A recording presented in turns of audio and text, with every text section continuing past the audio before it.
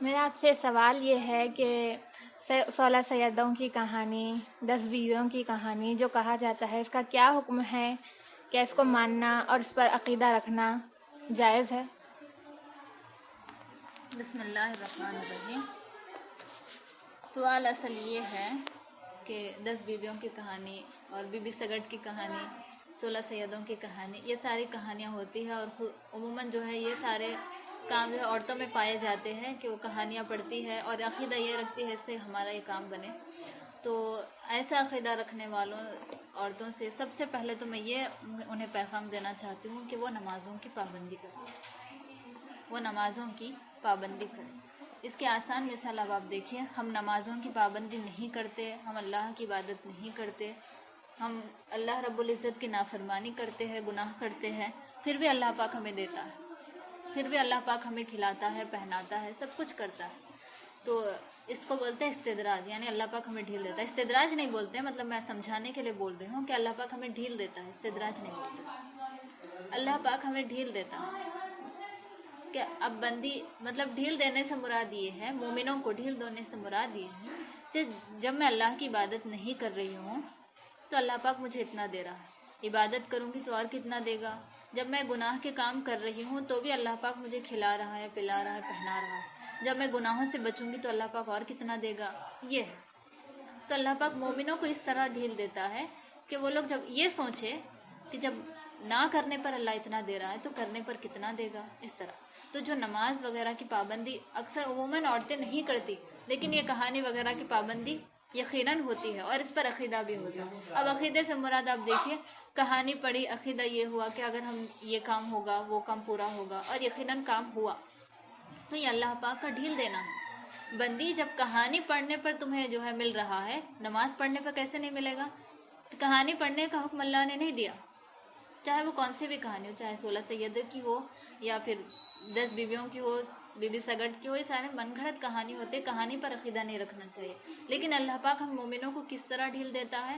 بندی جب کہانی پڑھنے سے اس عقیدہ تم نے یہ رکھا کہ کام پورا ہوگا اور میں نے دیا، دینے والا تو اللہ ہی ہے، ہم ذریعہ اور واسطہ کسی کو بھی بنا رہے لیکن دینے والا تو اللہ ہے۔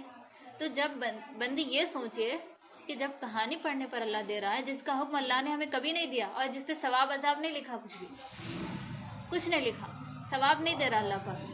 اب نماز جو افضل العبادات ہے، اس کے پڑھنے سے کتنی نیکیاں ہمیں حاصل ہوگی؟ قرآن یہ اللہ کی کلام ہے، اس کے پڑھنے سے ہمیں کتنی نیکیاں حاصل ہوگی، جس کا پڑھنے کا اللہ نے حکم دیا ہے۔ قرآن کی تلاوت کا حکم ہے، ہمیں قرآن پاک کی تلاوت ہونی چاہیے، اس سے ہمیں کیسی برکتیں حاصل ہوگی، کس قدر۔ جو عقیدہ ہم نے کہانیوں سے رکھا ہے، وہی عقیدہ اگر ہم قرآن پاک سے رکھیں گے تو ہمیں اور زیادہ برکتیں حاصل ہوں گی، کیونکہ کہانی پڑھنے کا حکم اللہ نے نہیں دیا، قرآن پڑھنے کا حکم اللہ نے دیا۔ قرآن یہ اللہ کا کلام ہے، کہانی یہ بندوں کی لکھی ہوئی ہوتی، یہ مخلوق کی لکھی ہوئی ہے ہاتھ سے، لیکن قرآن ڈائریکٹ خدا کا کلام ہے۔ اگر ہم خدا کے کلام کو پڑھیں گے، بتائیے کتنی برکتیں ہمیں حاصل ہوں گی۔ تو جس چیز کا اللہ نے حکم نہیں دیا، پھر بھی وہ کام کے کرنے پر ہمارا مقصد پورا ہو رہا، تو وہ کیوں پورا ہو رہا ہے؟ کہ اللہ پاک ہمیں ڈھیل دے رہا ہے کہ بندی یہ سوچ لو، جس کا حکم میں نے نہیں دیا پھر بھی تم وہ کر رہی ہو اور عقیدہ یہ رکھ رہی ہو کہ کام پورا ہوگا، تو کام پورا ہو رہا ہے۔ تو جس کا حکم اللہ نے دیا اس کے پورا کرنے پر کام دیکھے اور زیادہ اچھے سے پورا ہو، جس سے ہمیں کبھی نقصان بھی نہیں پہنچے گا کوئی۔ تو یہ زیادہ سے زیادہ ہمیں ان ساری چیزوں میں زیادہ یہ خیال رکھنا چاہیے۔ عقیدہ آپ نے رکھا ہے تو عقیدہ آپ قرآن سے رکھے، عقیدہ آپ نماز سے رکھے، عقیدہ آپ اللہ رب العزت کی ذات سے رکھے، عقیدہ رسول پاک کے وسیلے سے رکھے، عقیدہ اولیاء کے وسیلے سے رکھے، کہانیوں پر نہیں۔ وہی کہانی کے بجائے قرآن پاک آپ پڑھیے، گھر میں برکتوں کا نزول یقیناً ہوگا۔ کہانی اردو میں پڑھیں گے اور وہی دوسروں کے قصے پڑھیں گے، لیکن قرآن پاک جب آپ پڑھیں گے تو اس میں انبیاء کے قصے ہوں گے، اور قصوں سے مراد یہ ہم قصہ کہانی کے طور پر نہیں، خدا کا کلام سمجھ کر پڑھتے ہیں۔ بڑے ہی ادب و احترام سے جب ہم پڑھیں گے، ہمارے گھر میں برکتیں بھی نازل ہوگی، رحمتیں بھی نازل ہوگی، اور وہی عقیدہ جو آپ نے کہانی سے بنا کر رکھا ہے، وہ عقیدہ اللہ رب العزت کے کلام پاک سے بنائے رکھنا، اس سے اللہ پاک خوش بھی ہوگا۔ کہانی پڑھنے سے اللہ پاک دے گا، ڈھیل دیتے ہوئے دے گا ضرور، لیکن خوش ہو کر نہیں۔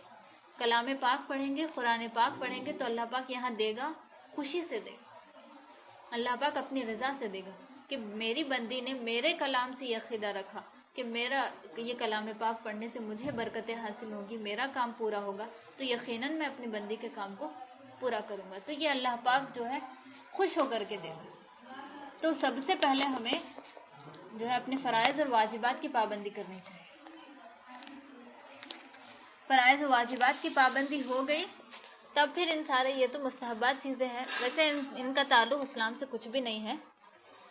جہاں تک کہ 16 سیدوں کی کہانی ہے، اس کو پھر بھی جو ہے پھر بھی کیا بتاؤں، جواز کا خول کر سکتے ہیں 16 سیدوں کی کہانی، کیونکہ سیدوں کا ذکر ہے، آل رسول کا ذکر ہے، وہ کر سکتے ہیں۔ اور 10 بیبیوں کی کہانی، بی بی سگٹ کی کہانی، تو یہ ساری کہانیاں من گھڑت ہے، نہیں پڑھنی چاہیے۔ جہاں تک کہ 16 سیدوں کی ہے تو وہ بھی جو ہے اس کا بھی حکم، اس کے بھی جواز اس وقت ہوگا جب آپ فرائض و واجبات کی پابندی کر لیں گے۔ فرائض و واجبات کی پابندی نہ ہو پھر بھی اگر وہ آپ پڑھیں تو اللہ پاک دے گا ضرور، مگر خوشی سے نہیں، رضا سے نہیں۔ منشاء الہی ہوگا، دے دے گا اللہ پاک، لیکن رضا اور خوشنودی سے نہیں ہوگی۔ وہی آپ اگر کلام پاک پڑھیں گے تو اللہ کی رضا اور خوشنودی سے ہمیں ملے گا۔ تو عقیدہ یقیناً رکھیے، مگر قرآن پاک سے رکھیے، عقیدہ رکھیے نماز سے رکھیے، عقیدہ رکھیے اللہ رب العزت کی ذات سے رکھیے، عقیدہ رکھیے رسول پاک کے وسیلے سے رکھیے، اولیاء اور بزرگان دین کے فیض و کرم سے رکھیے عقیدہ۔ تو یہ کہانیوں میں جو ہے بالکل نہیں پڑھنا چاہیے، کیونکہ یہ ساری کہانیاں من گھڑت ہوتی ہے۔ اللہ پاک دیتا بھی ضرور ہے، نقصان پہنچاتا بھی ضرور ہے، لیکن اپنی خوشی سے نہیں، رضامندی سے نہیں، ناراضگی سے کرتا ہے۔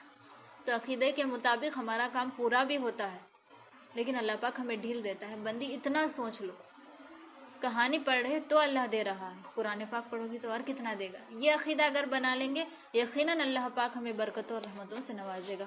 بس اللہ پاک ہمیں صحیح سمجھنے، سیکھنے اور صحیح پر عمل کرنے کی توفیق عطا فرمائے۔ آمین بجاہ سید المرسلین۔